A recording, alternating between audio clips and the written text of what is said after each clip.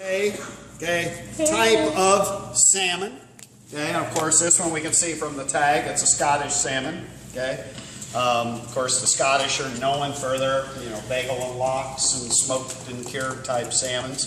But this particular species of salmon, is what is probably the most widely used salmon in the restaurant industry, called the king salmon. That's what you usually find in the grocery stores. Is that the King Atlantic? There's the North Atlantic king. Yep. Okay. It has a very kind of a lightish orangish pink flesh to it. You'll also sometimes see sockeye salmon, which are really deep kind of reddish orange, almost look like steelhead trout, that color.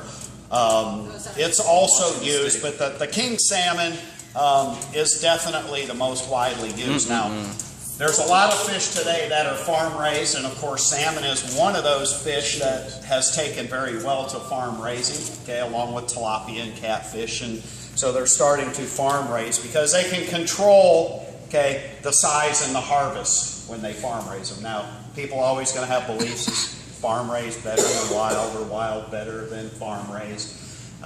It's a lot of it's a matter of opinion. All I can tell you is if you're going to do wild or farm raised anything, make sure that you do the homework on the source it's coming from, because there's a lot of inappropriate practices going on in farm raised products in general, shrimp, fish, whatever, where the ponds aren't cleaned and they're in their own feces and a lot of things going on. So if you're going to use farm raised, make sure you find out, do some research on the source, maybe if you have the opportunity to visit it. I do prefer the wild. The only thing with wild is you get what you get, because they catch small, big, where in farm raised, they can control the size. They move them from pond to pond and they harvest them at a certain size, so we as chefs can get a consistent size salmon. You'd call them up, say you want 10, 12 pound salmons, they can get you 10, 12 pound salmons. So we can control it better from a farm raised standpoint. Now, the majority of your species of salmon are saltwater. There is a freshwater species down in Australia, and they love their freshwater salmon, and I've eaten it. I've had it flowing in here before. It definitely, to me, it has a different flavor. I mean, I prefer saltwater fish anyway, and I prefer colder water fish. But the freshwater salmon was okay. It wasn't spectacular, but in Australia they love it. So again, North Atlantic kings, very popular. All right, so now let's talk about different categories of fish. We have two types of fish. One is a round fish and the other is a flat fish. What kind of fish is this? Round. This is a round fish. Now the difference is round fish, of course, they swim upright like this in the water.